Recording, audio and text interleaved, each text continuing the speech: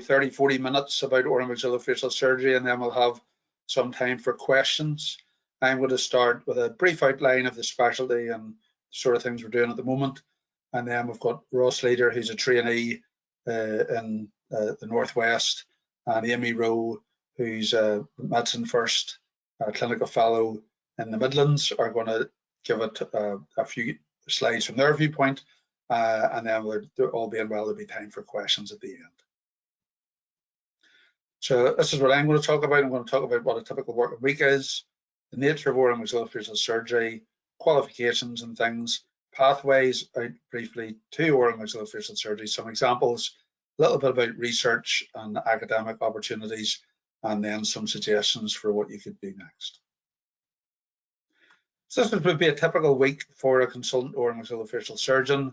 They work 10 fixed sessions, 3 to 4 would be operating sessions. And for a cancer doctor, they could be 3 in one day. They would start early and finish late on big complicated operations.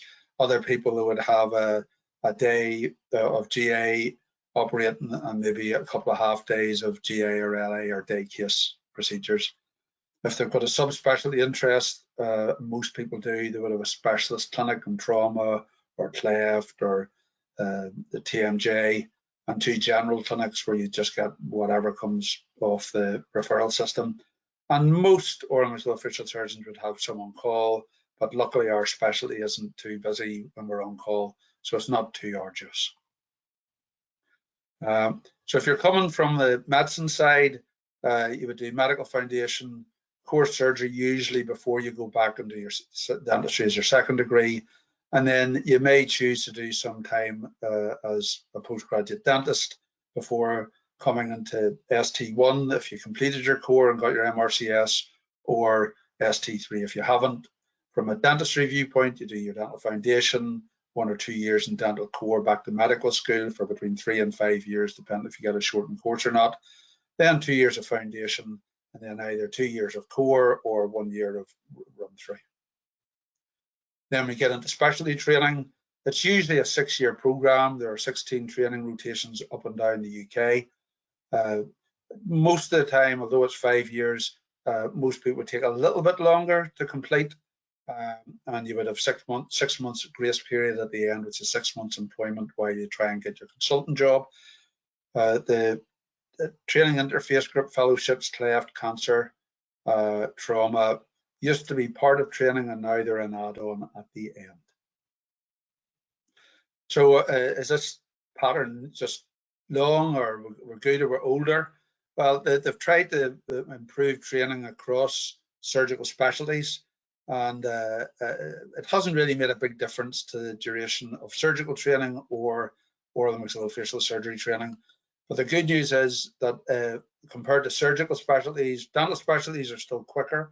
But for surgical specialties of all types, there's only about 12 or 18 months between the average age of an oral maxillofacial surgeon entering consultant posts or becoming a specialist compared to other surgical specialties. And when you complete training, you're really quite quick at getting a job. This will be my son. I'm just going to turn this off. Oh, there we go. Sorry about that. So it's really quite efficient when you come out at the other end.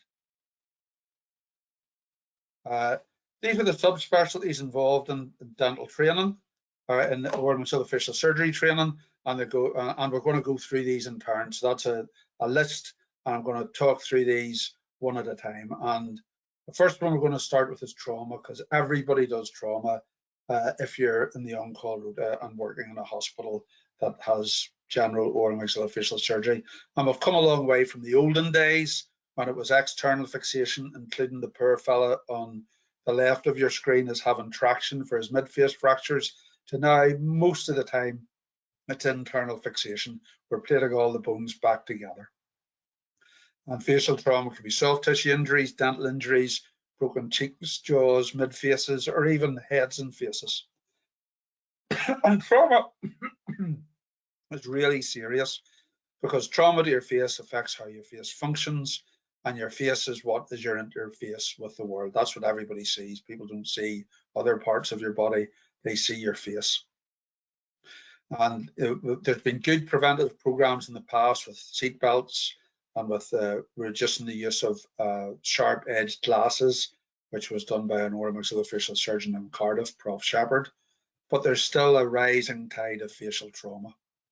And so your face is full of senses. It's what you communicate with. You breathe through it, you feed through it. It's got your eyes, which are the most important bits of your face, and it's your public image. So this rising tide of violence is really quite serious. It's usually alcohol related, 90–95% is alcohol related, and quite a lot of it needs surgery. So soft tissue ranges from lacerations, which is blunt impacts which burst your skin, to more and more knife wounds, sharp injuries, glasses and sharp weapons, Stanley knives and similar. And in Liverpool and in other places, people bite lumps out of each other. So this is somebody who's had a bit of their lip bitten off by somebody else, which not only causes a significant deformity, but does make them at risk to HIV, Hep B, Hep C, other bloodborne diseases. And although you can repair the gap, it's never quite the same. Lips are quite forgiving, but you can tell that's not quite right. Similarly, you can have your ear bitten off, and whilst it's possible to rebuild your ear using your rib to make a template, cover it with skin from behind the ear, and you end up with something that looks quite ear-like. It won't feel like an ear because it's made of ribs, so it's quite a hard thing. You can replace ears with lumps of plastic or implants, but it's never quite a real ear. Sorry, I'm doing a seminar. That's the trouble when you're on call and you're doing a seminar. The most common facial fracture that needs operation is a cheekbone. This chap has a left cheekbone fracture. The second most common is broken jaws. And nowadays we'll open the jaw up, find the fracture and repair it with little titanium plates. Major craniofacial injuries are very serious. This is a chap who managed to unblock a Christmas tree crunching machine by poking at it with a broom, but then realized it was unblocked and he was inside it.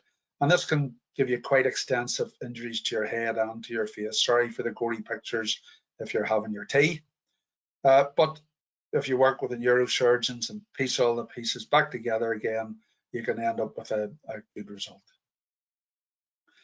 The skin of the face and neck is also oral maxillofacial surgery territory, and a bit like what we call the general plastic surgeons. Unlike them, rather, we have an area of anatomical expertise, so we can take tumours like this on somebody's face, remove it, and then shuffle the skin round to end up with something that looks like you'd hardly know that it had been there. Salivary glands, surgery ranges from working your way upside the salivary duct with an endoscope or a stone removing basket, removing the glands or decompressing the glands. And so this is a chap with a big tumour, and you have to get the tumour out and preserve his facial nerve.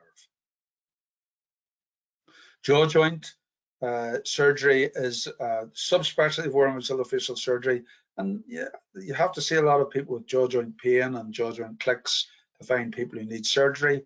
But oral maxillofacial surgeons are the people who replace jaw joints with jaw joint prostheses.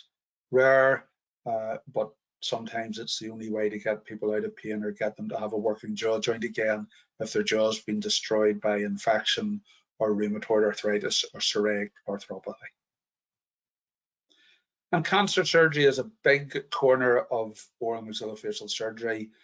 Skin cancer, as we saw earlier, but also cancers of the face and mouth and tongue and throat. And so here's somebody who has a big tumour of his top jaw, his maxilla, and you can take that tumour out and rebuild it with tissues borrowed from shoulder blade or hip or leg or forearm. So the old days we would have gone in and giving them a giant denture. Now we take a lump of hip along with the muscle and the arteries and the veins, and we put it in where the tumor was, and then you can put implants into that grafted hip bone and give somebody a functional upper jaw with teeth. And so here's another cancer case. This is a guy with cancer in his left jaw. That's a close-up of the cancer in his jaw. So you open his face and his neck. You take the cancer out. You take some of his hip with the artery and the vein. You put it back in to where the jaw was that you sawed away. And then you can put implants into that grafted hip. And you can end up with somebody who is really fully functioning again, apart from they'll have lost the feeling on the left side of their lip because their nerve came away with their cancer, but they can smile and chew and eat, and they've got a jaw that looks normal. So oral surgery is part of oral and maxillofacial surgery. That's the O part. And in a lot of parts of the country, we're the first people who see oral medicine, because oral medicine isn't everywhere. It tends to be focused in dental hospitals. So we would see oral medicine, oral lichen planus, vesiculobullous diseases. So we have to be able to diagnose it. Sometimes we're lucky, and if we work somewhere there's a dental school, you can refer it on. But usually you're having to manage that yourself. And that includes pre-prosthetic surgery, full oral rehabilitation. And then facial deformity is the last sort of area that most oral maxillofacial surgeons would be involved in. And that's usually dealing with abnormal noses, upper jaws, lower jaws, cheekbones. And so here's a young girl who has an underdeveloped lower jaw, and she's had orthognathic surgery to advance her lower jaw against her upper jaw. She's also had her top jaw, which was too long vertically, and so it's been osteotomized and slid up her face, so she's not showing as much gum. And you can get really significant changes to how people feel about their face. This is a body satisfaction score in the face domains in people who have before their orthognathic surgery and afterwards. Pediatric craniofacial surgery is an important aspect of oral maxillofacial surgery, and there are 4 super-regional units in the UK. Liverpool, where I work, is one of them, and it's a multidisciplinary job, as is cleft, lip and palate surgery. There's more cleft units, but again, it's a multidisciplinary role. It's not all done by oral maxillofacial surgeons. We work with other surgical specialties.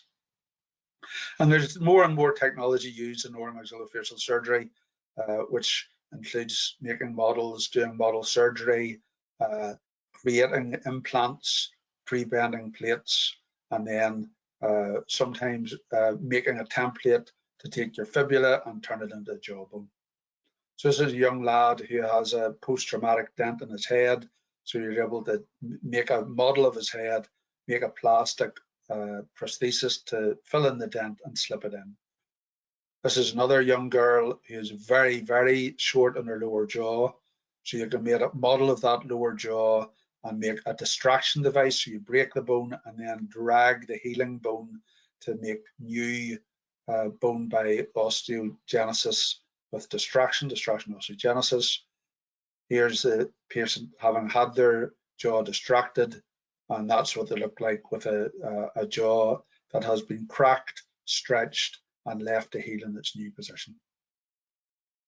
So as well as the practical side, there is a research angle to oral maxillofacial surgeons practice, and we're lucky to have double degree experienced professors up and down the country. The N-Force is our own charity that's linked to BAOMS.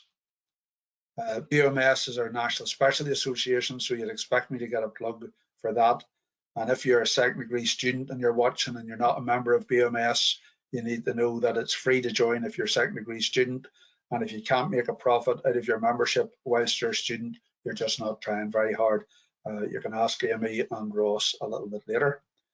The TASTE program is on our website, and it's free to use. Anybody can download the checklist, and if you do anything on the checklist, you can get a participation certificate. And if you complete a checklist in a year, you can get a completion, and you can get any number of those as you work through the objectives. And you get a letter indicating the level of completion when you've submitted to the association. So that's where it is on the website. The link to the website is there. That's the TASTE program. And if you're really committed to the specialty and you're studying for your second degree and you know what you want to do, there's also the mentoring and support program, the MSP, and that will refund your cost of your portfolio, gives you access to a little bit of more study leave money, and all you need to do is find an oral maxillofacial surgery TPD and get them to sign you up for the MSP. And again, all the details of that are on the BAOMS website. So if you're interested, if I've tickled your fancy, you could do the TASTE program, go on the website, download it, deepen your knowledge and your understanding. If that really interests you, join BAOMS, and there's lots of free stuff on e-learning for health under eFace, and you can work your way through some of that material free of charge. So that's the end of my talk. As I say, we're going to have Ross Leader next, who's a specialty trainee, and then after that we'll have Amy Rowe, and then we'll be open for questions.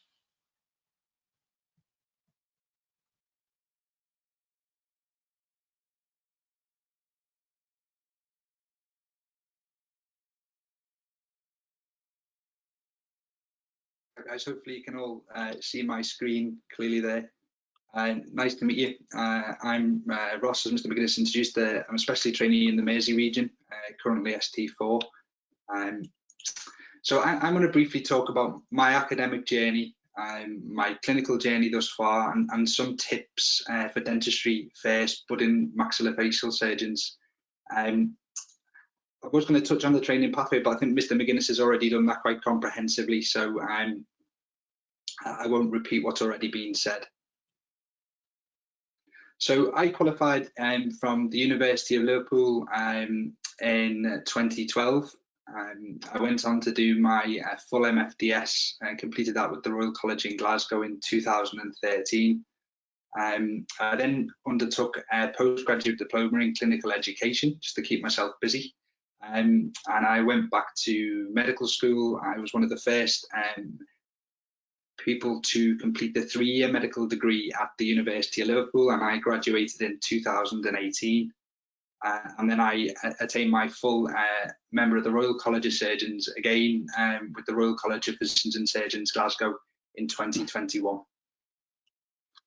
So what did I do to get where I am now? Well, I did vocational training, now called Dental Foundation Training, as I'm sure you're aware, in Liverpool, in a not too affluent area, which is one of the recommendations I would say when it comes to choosing a foundation program. It's good to work in those areas of high need. You get a lot more experience. I then took 2 years of dental core training. I did a general duties job encompassing all dental specialties and a separate 13-month post in oral or maxillofacial surgery at Aintree Hospital. And I worked as a general dental practitioner from BT all the way up until I did core surgical training, just really to keep my hand in and you know, stay afloat with what was current in general dental practice. And I also locumed as a staff grade in oral and maxillofacial surgery throughout medical school when the opportunity arose.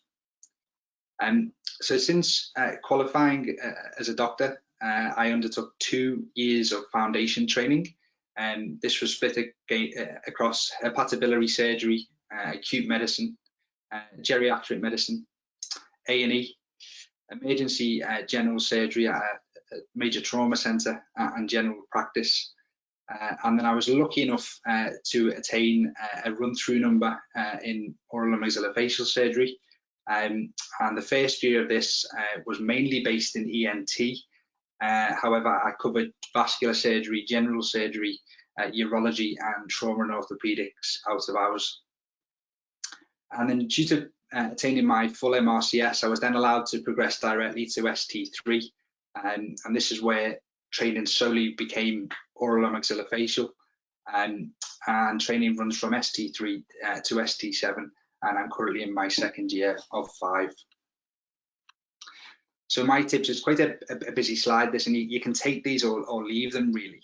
I mean, my own feeling is that dental foundation training is really important. It's good to have an understanding what your colleagues are doing in general dental practice.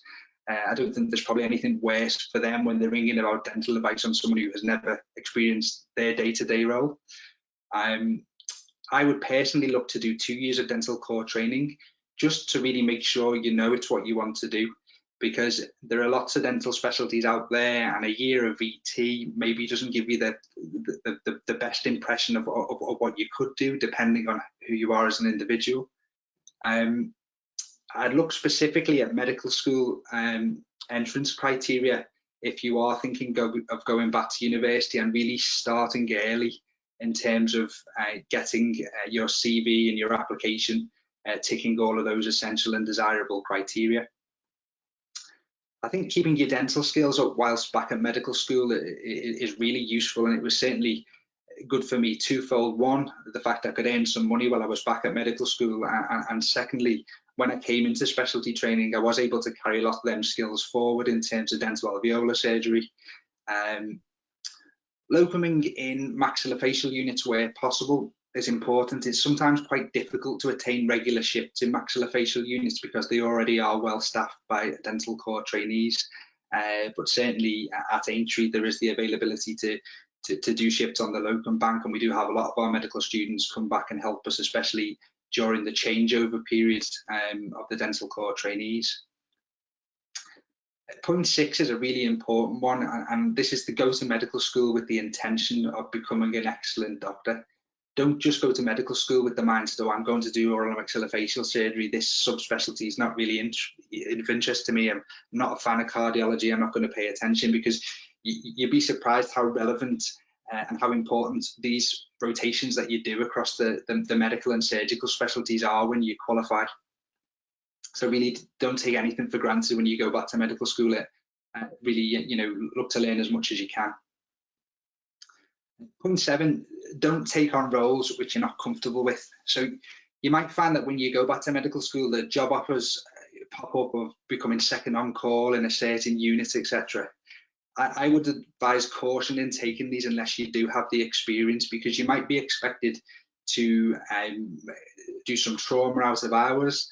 And certainly if you've not had the experience of operating in the unit you're working in for a period of time and having familiarity with the different systems and teams, you might find that you cause yourself more problems than it's worth. So that's my personal view. I know a lot of people have different views on that, but I think when you're early on in training, it's probably worth being as sensible and as cautious as possible.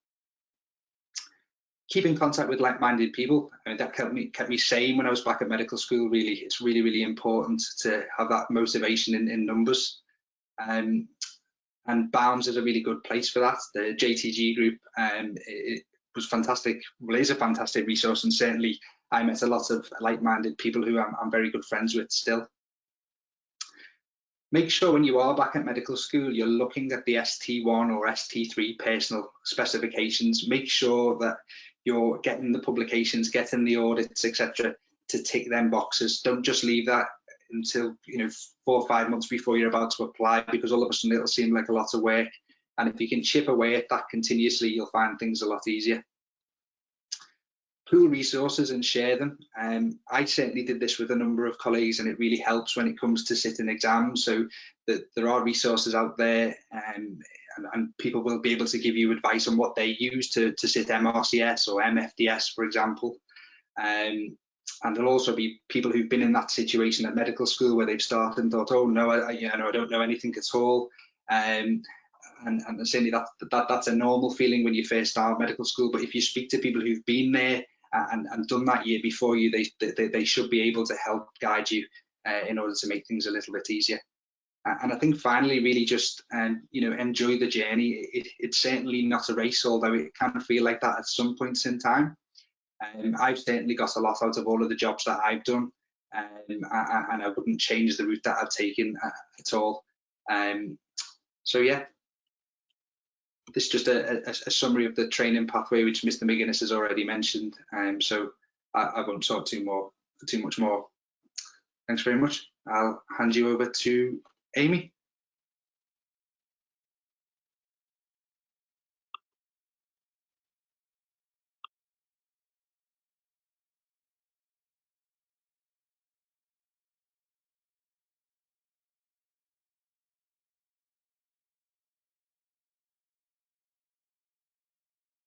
Sorry, just unmuted myself, apologies. So medic first perspective, as a medic, you might not have come across maxillofacial surgery particularly. It's not often given much time in various curriculums. So basically it's the second youngest surgical specialty, but it's also a dental specialty. It's very interesting origins, if you like, history of medicine. Essentially surgery of the face, mouth, jaw and neck, and I've done a little word cloud for you.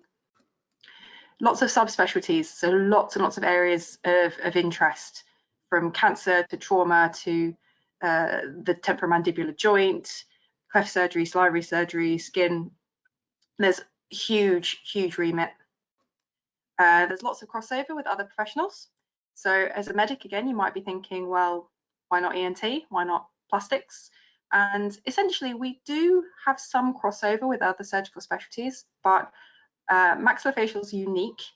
We differ from ENT in the anatomical regions that we deal with, but we also do hard tissue as well as soft tissue. So we get to do the bony facial skeleton, which is fun. Plastics in general don't tend to do their primary cancer resections, but they do the reconstructions. But in MaxFax, you'll do the resection and the reconstruction. So I like to think of we do what they do, but more and better. Oral surgery is a singly dentally qualified specialty, which also has some crossover with oral and maxillofacial surgery.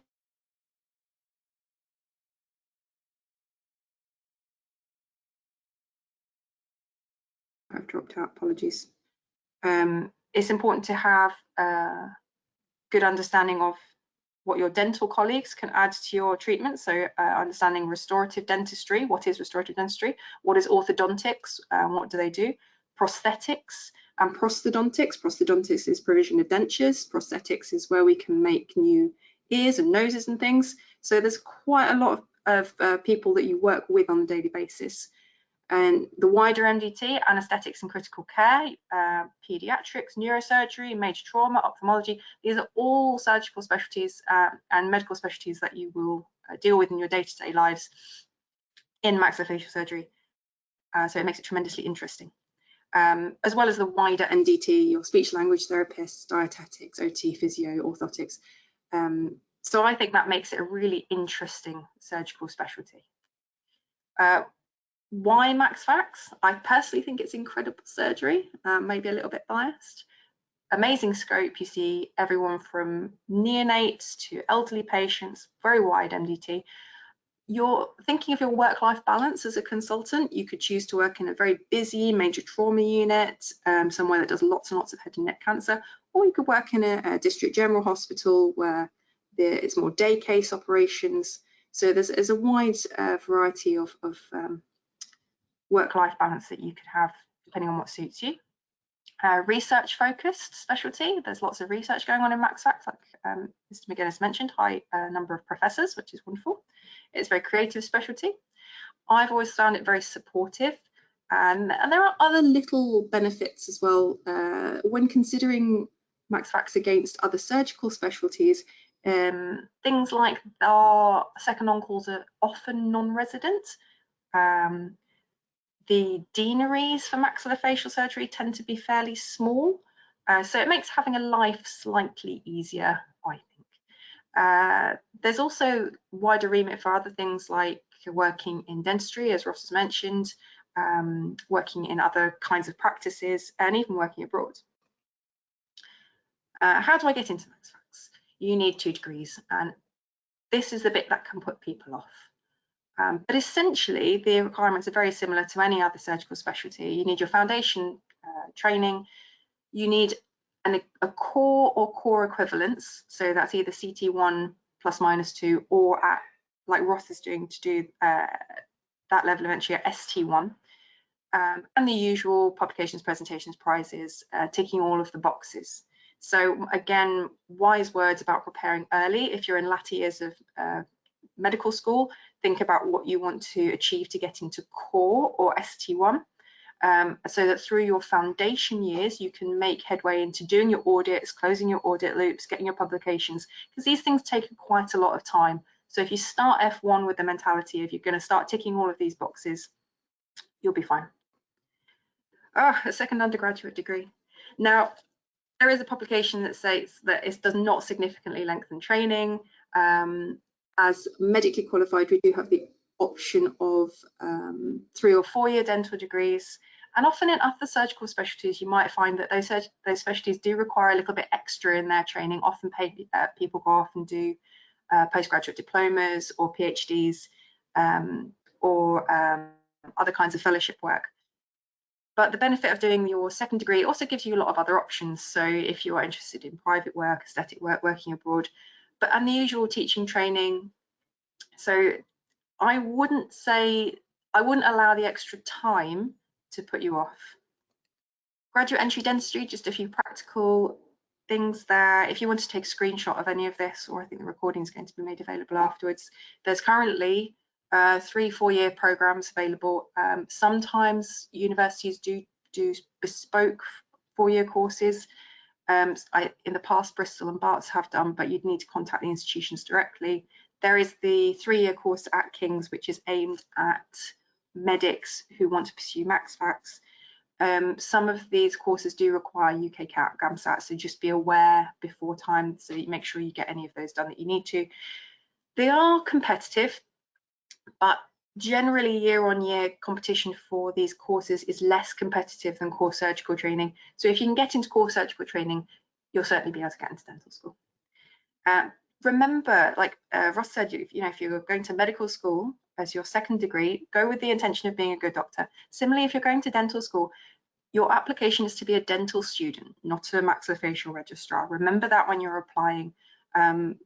Fill out your UCAS application, get someone to have a look at it. Remember all of your extracurricular things. They want to know that you're going to be a good dental student and a good dentist at the end of it. Applications for these courses are usually closed in October. I believe the 3-year one usually closes in January, but do be aware of all these dates. And don't rule out 5-year courses. I've got lots of friends who've done 5 years of dentistry and actually not suffered at all for the extra year.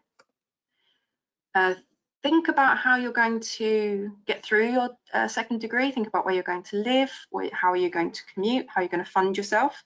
There's NHS bursaries available. I can give you further information on all of these things as well. Do consider getting student loans, especially those of you who've graduated recently, who will be in the cohort of Plan 2 loans of £100,000 or more.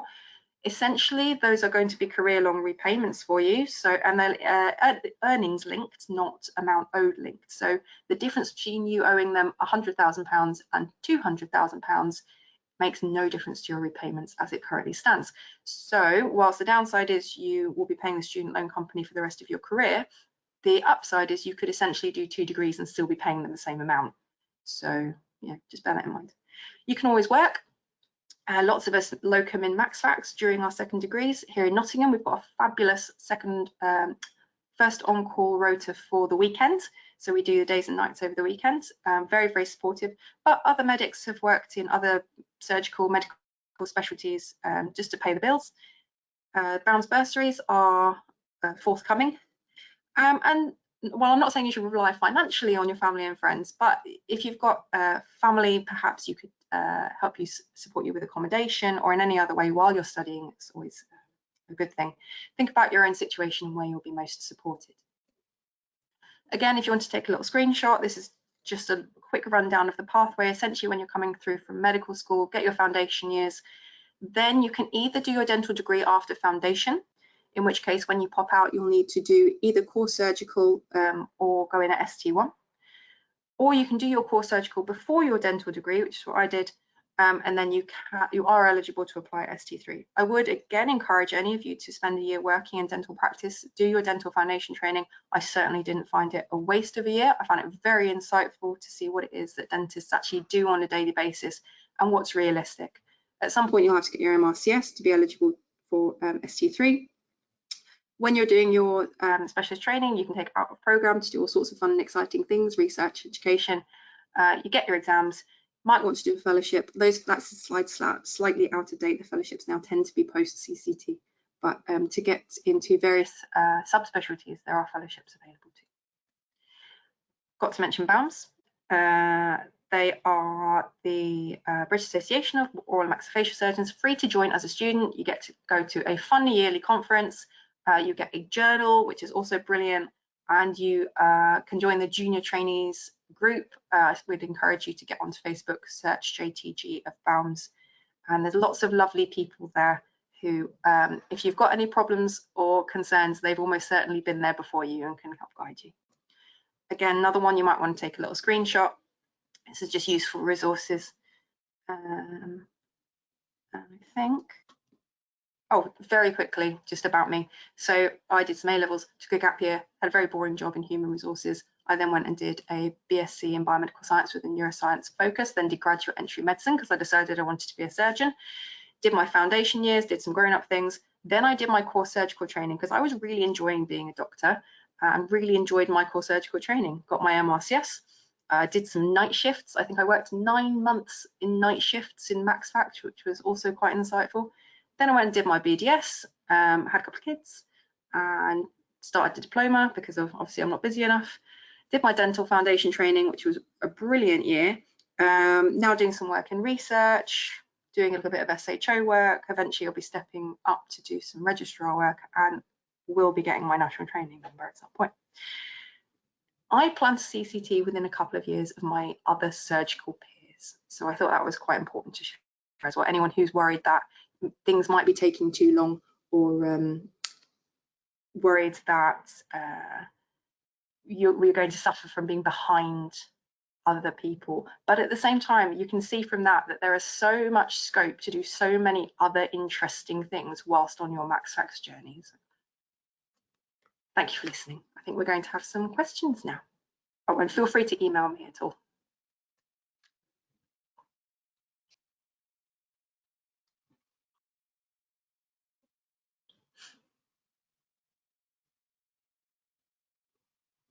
Hi. Okay, we've had some questions that have come through. Patrick, I'm going to give you these questions and you can filter them through. So we have a question from Amir Suleiman. He's an overseas dentist. This is his first year in the UK as a MaxFact SHO on Tier 2 visa. Finished my foundation year and 2 years in MaxFact training overseas, and I've also finished my MFDS.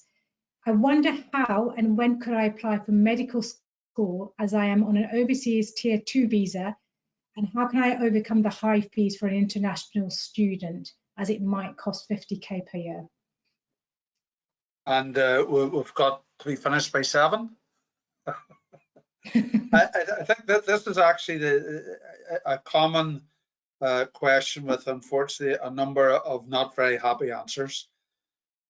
The first thing is, as an overseas dentist, unless you complete the overseas registration exam and get a registrable qualification at present, you wouldn't be eligible to enter specialty training. He didn't mention that he had a registrable dental qualification, so you can work in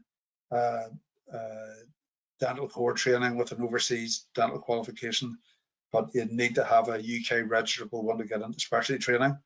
And unfortunately, there's no way around the fees and the very high overseas fees or the visa regulations. And I think that with the current politics, they're likely to get harder. So unless Amy or Ross has any other information, I think the answer to all those questions is probably not very helpful, because there's not very much you can do to help yourself. Okay, thank you. We've got another question that's just coming from our very own Robert Crawford. What is the proportion of dental first, medical first trainees? Okay, it's around about, it varies from year to year, but it usually is between 80-20 to occasionally getting up to 60-40 or 55-45. But certainly the majority of people still come from a dentistry first background. Okay.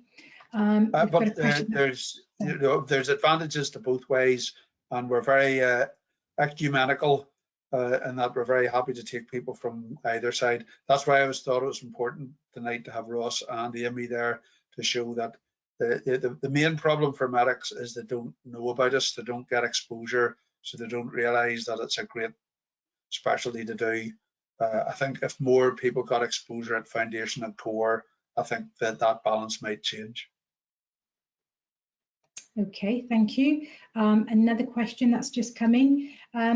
what have you found the most difficult thing so far in terms of taking this training pathway? I'll let Ross answer and then Amy. I think from my perspective, to be honest, the most difficult hiatus was when I was back at medical school in terms of funding a lifestyle I was used to. And I think that just goes back to the point that it's really important to try and, seek out work before you go back to medical school, have a plan in place, have a buffer available should you need it. I certainly worked in general practice throughout, and I was lucky enough to work 3 to 4 Saturdays a month, or lucky or unlucky, however you look at it really, and one midday evening, and then try and negotiate with local maxillofacial units in terms of what work's available there to try and help with that. Yeah, but for me, certainly it was the financial strain of the second degree, but I did manage to circumvent that with a good bit of effort and some regular shifts. Yeah, I'd echo what Ross has said. The finances is probably the thing that needs the most attention and forethought. So I was quite lucky in the sense that I had the opportunity to remortgage my house to pay for my dental degree, which isn't an option lots of people have. But also I was in the cohort that graduated quite a long time ago, so I am actually due to pay back all of my student loan. That's why I mentioned that those coming up who have graduated recently have essentially got unpayable student loan in a way. So actually taking out more student loan isn't necessarily a bad thing for them. So, but do think carefully about how you're going to finance yourself. Where are you going to live? If you're going to be living in London, it is expensive. Don't rule out commuting out to work, because I studied down at King's, but I maintained a job here in Nottingham. I came up every other weekend and did weekend shifts, and it paid okay. I didn't starve to death. So from my viewpoint, I was lucky enough to marry a colleague in oral maxillofacial surgery, and so the difficult point in our career was getting 2 jobs that were in the same neighbourhood, and so it took us about 2 years before we ended up working in the same place. And an amazing fact, here's an interesting fact for you: 2% of the oral maxillofacial surgery consultant workforce is married to each other. So it obviously is fairly family friendly if 2% of the workforce are maxfac consultants married to each other. Or maybe we just have a lack of imagination, we don't meet normal people, who knows. But that's a true fact. Okay, right, we've got some more questions. Hang on 1 second. They've disappeared, let me just get them back. So we have a question that just come in. Does having a PhD modify the routes you mentioned for someone GDC registered with DCT2? Does having a PhD modify the routes you mentioned for someone GDC registered? Not really. It would get you some points, but not as many as you would expect at whatever application round that you're in. But I guess a tip which was mentioned by Ross and Amy, but maybe not specifically, is you really want to be looking at whatever the next step that you will need to fulfill and the step after that. So it's a bit like being a snooker player. You don't want to be playing the next shot, you want to be playing the next 2 shots. And so you want to understand what the desirables and what the essentials are for those jobs. So the question from the person who had an overseas dental qualification is, if you look at the person spec for the job that you need and you don't have the essentials, you just can't apply for it. So you have to put the work in to get those essentials as a minimum, and then have as many of the desirables for whatever the next step would be. Okay, thank you. A question from Victoria Vincent. How competitive was the KCL graduate dentistry course? What was interview questions like? Did you have to apply through UCAS? Amy, I think. Yes, you apply through UCAS, same as everyone else. I've got the course code was on the slide, which will be available. Like the 3-year applications do go, I believe, in January, where everyone else goes in October, but do double check that. It might, so always look ahead someone who's in the first year ask them what the dates were so you don't miss the dates. It's competitive. The application ratio I think is about 1 to 12 was when I did it, which is still less competitive than core surgical training. The top tips would be make sure that you apply to be a dental student and dentist. It's not about how many MaxFax accolades you've got. It's not about how many mandibles you've been and fixed. It's about I understand what dentistry requires. I understand what dentistry lends to MaxFax. I like MaxFax. The 3-year course is aimed at medics with MaxFax in mind, but they also want to know that they're going to be you're going to be a GDC registerable dental practitioner at the end of it with your BDS. So and also that you're going to be a good student. So things like if you've done extracurricular stuff at medical school that you can put on your UCAS form. Writing your personal statement is very similar to when you applied for medical school. Get people to have a look over it.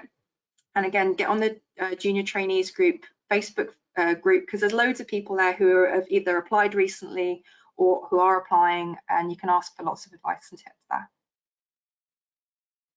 And just on the the shortened or full length dental courses, London is an expensive place to live and work and study, and so 4 years at UCLan would probably be cheaper than 3 years in London. And you need to understand what the process is. The reason the BART's shortened course doesn't come up is because it's a direct application. It's not on you don't apply through UCAS. And so the best way to find out about where to apply to and not is to look around in sort of late August, early September. And there's usually some second degree workshops up and down the country where people like Amy and Ross and people who have done it last year, because they're the people you want to talk to. You don't want to talk to old geezers like me. You want to find out the people who did it last year successfully and find out what they did and what the people who are running that application process want. Okay, thank you. We've just had a question in from Jatinder Chawla. I'm a trust registrar in South Wales. Can Amy please share the medicine lateral entry? Is it 3 or 4 years college? Thanks. And also she mentioned the research options. Please elaborate a bit more on the same. So I'm sorry, I don't quite understand the question. Is this from a medical first perspective? I think so, yeah. So she wanted to know, I think, I'm not sure what she means, medicine lateral entry, 3 or 4 years college. I suppose, is she trying to ask whether it's 3 years or 4 years that you have to study? And so something about, yeah. If working as a trust grade in MaxFax, there's likelihood that this person might well be dentally qualified in the first instance. That's less likely that they'd be medically qualified first. So there is graduate entry for dentistry and medicine, and they either 4 or 3 years. The full length course is 5 years. For dentistry, there are more 4-year. For dentists, there are more 4-year medical courses available than the other way around. They are available on the UCAS website. Again, the Facebook group is very helpful for these things, but there was a forum as well. If you Google like graduate entry dental courses or graduate entry medical courses, someone will have them all listed and all the course codes. Okay. And there's a new graduate entry Cardiff Bangor, 2 places that are OMFS controlled. So again, some graduate entry programs are open to all graduates. But it may be, and it may be easier to get into those, I don't know. But certainly, if you can get support for a OMFS controlled place, often that comes with a link to the local unit and other things. So I know there's 2 places that have been for the last year or 2 years. There's 2 graduate entry medical school places that are in Cardiff Uni, but I think based in Bangor. But again, get onto the Facebook, the Junior Trainee Group Facebook, contact the schools directly, speak to the admissions people and watch the course. You won't miss the courses that are on the UCAS website. The ones you need to be aware of are the ones that want you to apply directly. Okay, thank you. We've got Aditya Vijay. Thank you so much for the talk. I'm currently a Medic First F2 and only just realised I'd like to do OMFS this year, although I feel I'm a little late to the game. Any recommendations for OMFS F3 jobs, other things I could do before applying for CST and dental school? Welcome to the fold. So you don't necessarily have to do a MaxFax F3. You can just crack on and do your core surgical training, but make links with your local department. So you can just wander along and say hi, wander into the doctor's office. I mean, this is what I did when I was an ENT F2. I used to hang out in the office, wait for the night guys to come on to cover MaxFax and say, hey, I'm doing the ENT nights. Can we work together? And they would show me how to stitch up lips and put in ID blocks, and I'd go show them how to use the flexible nose endoscope, and it was great. Most people are quite happy for company. So making local links is really important. And then through doing that, you can ask, do you have any audits? Is there any research going on in this department? Do you take on locums? Would you be interested in having a singly qualified medic under your wing? Yeah, there's lots of ways you can kind of get in. And again, the Facebook group, BAUM's website, join as a junior as a member on BAUM's. It's either cheap, it's very cheap at our level, if not free when you're a student. And all of these little things, they show that you're interested in the specialty. You can do taster days. So apply to take your taste days or a taster week in your local unit. Usually those go down well. It can be difficult to work in MaxFax units as a singly qualified medic because they usually need to be dentally qualified, but some places will make it work. Okay, thank you. I think I just think Ross will have experience of people who were medic first and were, I think you'd probably agree with what Amy said in terms of, how keen we are to get medical students who are interested. Even during foundation, we'll never chase anybody away, would you say? Yeah, no, certainly. I mean, and I think, medic first applicants or people who are going to offer so much to the specialty, and that's the beauty about the specialty, that we've got people coming in from both routes and can add skills. I would certainly agree with Amy in saying, do latch on to your local maxillofacial unit, go and say hi. There will certainly be one or two friendly faces in the department who will want to help. And I'm forever trying to recruit medical students as they come through the department on a Monday morning. But it's a fantastic specialty, but sometimes you've got to sort of steer the ship yourself to get somewhere. So I'd certainly encourage making contacts and trying to get presentations and publications to boost that application going forward. And so if you were doing an F3, maybe pick an F3 post that is where there's a MaxFac. I don't think you get an F3 in MaxFac. I'm not aware of any, but there'll be F3 posts where there are MaxFac departments, and you'll be made very welcome. Similarly, there'll be locum posts, and there is a route to acquire your core competencies and pass the exam without going into core with the sort of core equivalence program. So again, if you don't get into the regular core jobs, if you adopt adopt a professional approach to the jobs that you do, you should be able to collect all the relevant boxes and requirements, even from those jobs. And people have done those effectively from dental core training jobs, but they've just worked very hard to work through the core curriculum and make sure they've got evidence against all the necessary domains. So it is possible from both directions to get all the things you need. The MRCS is a tough exam. It's probably one of the toughest barriers between dentists or doctors and getting into specialty training. Even those who get into ST1, which is the run-through specialty training jobs, the ones who miss out from that position are people who don't manage to pass their exam. So it's a tough exam, and you want to start studying for that as soon as you see it on a distant horizon, because it's a tough one to get. But as what Ross said was, if you approach that exam as a team and share questions and practice clinical skills, then you learn quicker, you have more fun, and you're more likely to pass it. first or second go. Okay, just a quick question that's come on. How busy is the on-call?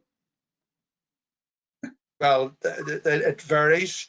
As a consultant, you only get called in at night for really scary emergencies and bleedy things. As a registrar, you probably don't get your sleep disturbed very often. It would be more likely for a complication, maybe a flap failing or somebody getting very ill. And I guess on first on call, it depends what type of patch you're responsible for. I'm keeping an eye to the time. So I think, is that any other comments from the younger people? It depends where you work. So yeah, exactly. It depends where you work and the case mix in that unit. And certainly, if you're working in a major trauma centre like Aintree, you're going to be kept busy. But you know that's something you should be relishing in, and if my stage of training certainly, because that's where you learn. And once you've seen it once or twice, you don't need to ask the question again. Okay. This kind of leads off to the next question. Is OMFS a family-friendly specialty? Well, obviously, you're not going to get an independent answer to that question from the people online. But certainly there's increasing numbers of female trainees participating. And as I say, there's couples, married and unmarried couples who work in the specialty and are working in the same units at consultant levels. In Nottingham, there's 2 oncology, his and hers, cancer surgeons. That's Amy, I think Smith knows them. Here in Liverpool lands, TMJ, I'm trauma and teeth. So I think so. I think it's certainly the evidence is from the changing gender balance is it's family friendly. It's less than full-time friendly, and it's family friendly. yeah, there's quite a few people who do work very successfully less than full-time. You can choose to have your babies as and when. Everyone knows there's no good time to have babies, but there are certainly very doable times to have babies. If anyone wants to contact me specifically about being female in maxillofacial surgery or having babies, then very happy to answer any questions. Thank you. I think I have one last question, then we can finish. As a singly qualified medic, how can I increase my OMFS experience? Well, I just go to the BMS website, look at the TASTE program, work your way through that checklist, and just wherever you are, make contact with the local MaxFac people. They'll welcome you. You know, if you've got free time, go to a clinic. Nobody's going to chase you off. Go to theatre, and particularly at the weekend, if there's weekend operating, as Amy said, find out where the on-call MaxFac people are and go along and share your knowledge and share their knowledge. And it's not just interesting and educational, it's fun. Okay, so Patrick, I'll just let you say the goodbyes for everyone and thank you to everyone. Well, thanks for, particularly Ross and Amy. I think if I'd have known their talks were going so good, I would have made mine even shorter. So hopefully you got a reasonably balanced view of what the specialty is, and that we're all happy to be contacted either through the FDS or through BMS, and as both Ross and Amy have mentioned, the junior trainee group Facebook page. There's lots of people there who have lots of experience to share. Okay, thank you everyone, and hopefully see you at the next webinar. Thanks everyone, bye. All the best now, bye.